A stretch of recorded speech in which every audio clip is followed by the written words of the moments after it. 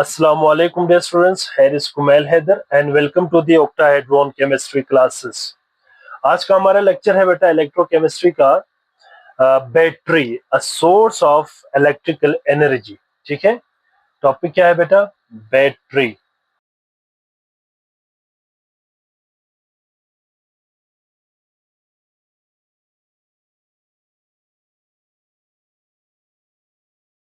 Battery क्या होता है बेटा? ये बेसिकली गैल्वेनिक सेल होता है या फिर ग्रुप ऑफ गैल्वेनिक सेल्स होता है जो कि कनेक्टेड होता है इन सीरीज। ठीक है, इट इज, जिसको हम लिखते हैं it is a galvanic cell. ये गैल्वेनिक सेल होता है बेटा, हमने डिटेल में पढ़ा है कि गैल्वेनिक सेल क्या होता है।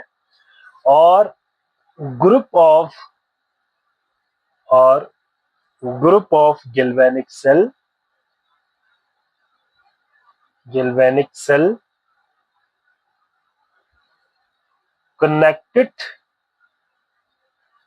connected in series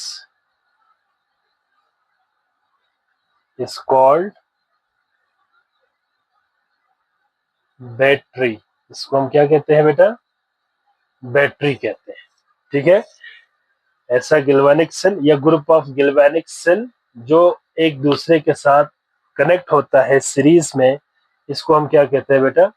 बैटरी कहते हैं।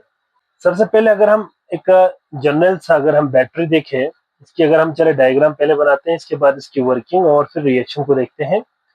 डायग्राम कैसे होगा बेटा? डायग्राम हम बनाते हैं पहले एक जनरल सा, यू कैन से बैटरी की। इसके बाद हम डिटेल में इसकी वर्किंग को स्टडी करेंगे और फिर हम इसके रिएक्शंस को स्टडी करेंगे। सपोज करते हैं कि बेटा ये एक बैटरी है।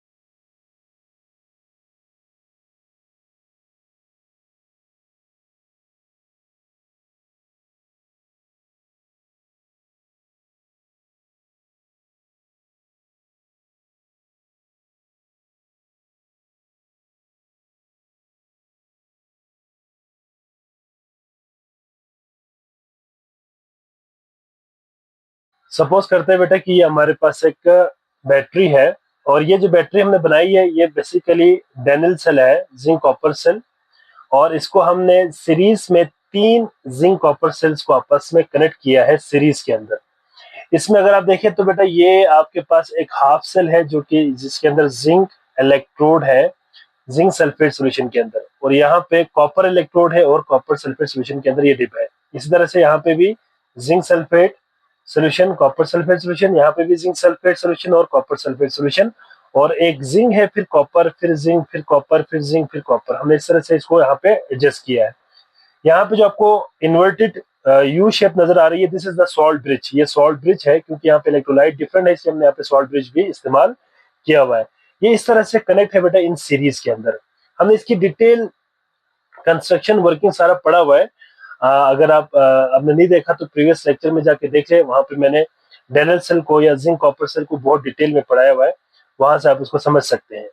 तो यहाँ पे जिंक एज एन एनोड के तौर पे काम कर रहा है बेटा और कॉपर एज अ कैथोड के तौर पे काम कर रहा है। अब इन दोनों को हम यहाँ पे एक वोल्ट मीटर के साथ जोड़ा हुआ है ताकि यहाँ से हम करंट को मेजर कर सके। याद रखिएगा बेटा इसमें जो ओवरऑल वर्किंग होगा वो क्या होगा, पहले इसको जरा हम समझते हैं, इसके बाद फिर हम इसके रिएक्शंस को समझते हैं। वर्किंग देखिए, यहाँ पे वर्किंग की अगर हम बात करें तो जो जिंक कॉपर सेल को हमने कनेक्ट किया हुआ है इन सीरीज के अंदर। ठीक है, याद रखिएगा बैटरी के अंदर क्या होता है बेटा? इन बैटरी इन बैटरी, क्या होगा बेटा, अ spontaneous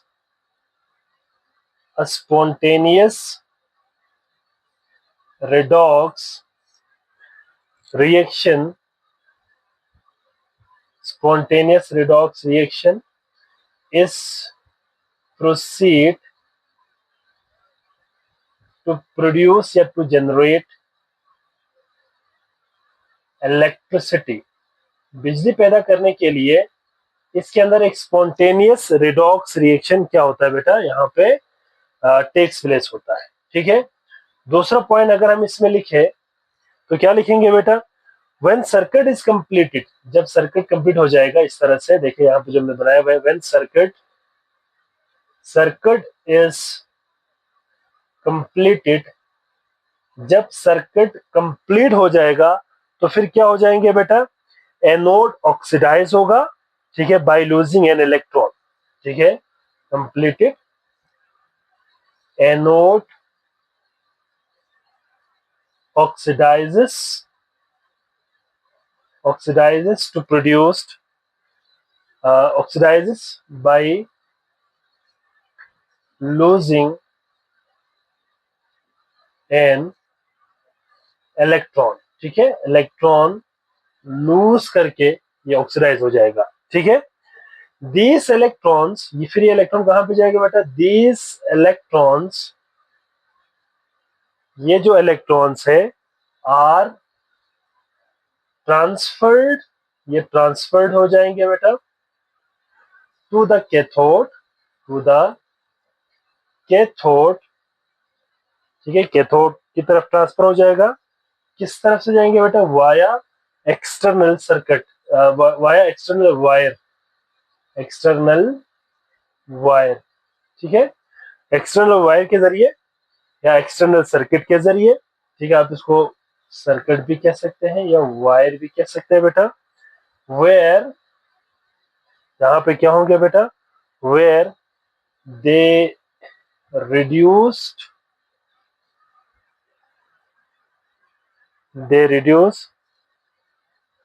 the oxidizing agent in the electrolyte। ठीक है, इलेक्ट्रोलाइट मतलब यहाँ पे सिंपल आपने याद रखनी है बेटा कि ये जो आपको नजर आ रही है ये एज अ कैथोड के तौर पे काम करेगा कॉपर। ठीक है, कैथोड, और ये वाला एनोड के तौर पे काम करेगा। तो यहाँ पे एनोड के ऊपर ऑक्सीडेशन होगी। कैसे ऑक्सीडेशन होती है हमने पहले पढ़ी हुई है कि यहाँ से जिंक एटम टूट के सॉल्यूशन के अंदर आएगा Zn+2 के फॉर्म में।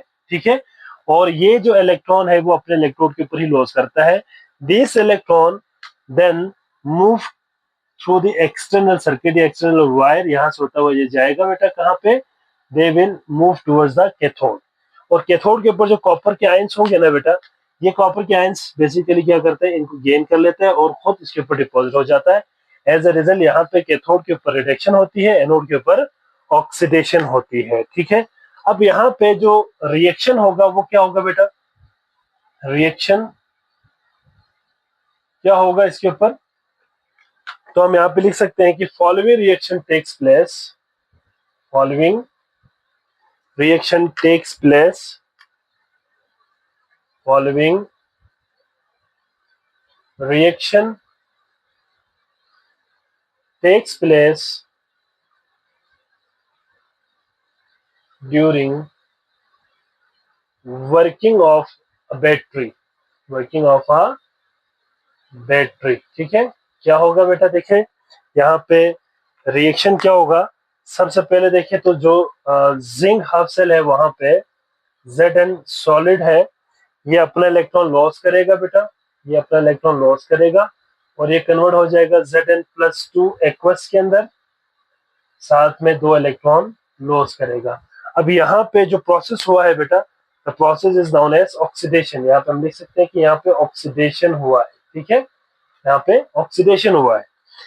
और सिमिलरली ये जो इलेक्ट्रॉन यहाँ पे लॉस हुआ है ये कैथोड की तरफ जाएगा और कॉपर Cu+2 एक्वस से आके ये इलेक्ट्रॉन गेन करेगा and they will form Cu solid, ये Cu सॉलिड बनाएगा और यहाँ पे क्या हो जाती है, रिडक्शन हो जाती है। ठीक है, तो ऑक्सीडेशन और रिडक्शन के नतीजे में क्या होंगे बेटा, यहाँ पे करंट प्रोड्यूस होगा और यही करंट हम क्या करते हैं बेटा, डिफरेंट पावर के लिए यूज करते हैं, पावर सोर्स के तौर पे यूज करते हैं। ठीक है, तो ये बैटरी की वर्किंग और इसका डायग्राम है। ठीक है, कुछ एग्जांपल आपने याद रखनी है बेटा, कि बैटरी की कुछ एग्जांपल्स याद रखिए, इसके बाद हम वन बाय वन इसमें अगला जो हमारा टॉपिक हम इसमें पढ़ेंगे दैट इज फ्यूल सेल, हम इसमें पढ़ेंगे बेटा आपकी जो सिलेबस में है, फ्यूल सेल क्या होता है, ये काम कैसे करता है, ये हमने अगले लेक्चर के अंदर हमने डिटेल में डिस्कस करनी है। तो इसके एग्जांपल में बेटा एक तो आपके पास आता है ड्राई सेल।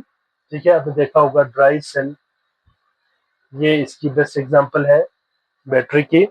आपने आपकी जो मोबाइल की जो बैटरी होती है बेटा, लिथियम आयन बैटरी। ठीक है, लिथियम आयन बैटरी कहा जाता है उसको, ये हमारी मोबाइल्स को पावर देती है। इसी तरह से बेटा मरकरी है, मरकरी सेल, मरकरी सेल। ठीक है, इसके अलावा और भी बहुत सारे हैं, जैसे कि हमारी जो कार बैटरीज होती है, कार बैटरीज। ठीक है, इसको हम नॉर्मली ना लेड एक्यूमुलेटर कहते हैं, लेड स्टोरेज बैटरी या लेड एक्यूमुलेटर। ठीक है, स्टोरेज बैटरी जो हमारी गाड़ियों के अंदर यूज होती है या जो ऑटोमोबाइल्स के अंदर यूज होते हैं, कार्स के अंदर यूज होते हैं, बाइक्स के अंदर यूज होता है, इनको हम लेड स्टोरेज बैटरी कहते हैं। तो ये था बेटा बैटरी क्या होता है, इसका एक जनरल सा टॉपिक था बेटा आज हमारा। इसके बाद नेक्स्ट टॉपिक के अंदर इंशाल्लाह हम फ्यूल सेल या हाइड्रोजन ऑक्सीजन फ्यूल सेल के नाम से हम एक टॉपिक पढ़ेंगे, जो कि बहुत इंपॉर्टेंट होगा लॉन्ग क्वेश्चन के हवाले से। तो यहाँ तक अगर किसी बच्चे का कोई सवाल है या कोई बात समझ ना आई हो तो आप कमेंट सेक्शन में लाजमी सवाल करें, इंशाल्लाह मैं आपको वहां पे आंसर करूंगा। अपना बहुत सारा ख्याल रखिएगा। अल्लाह हाफिज।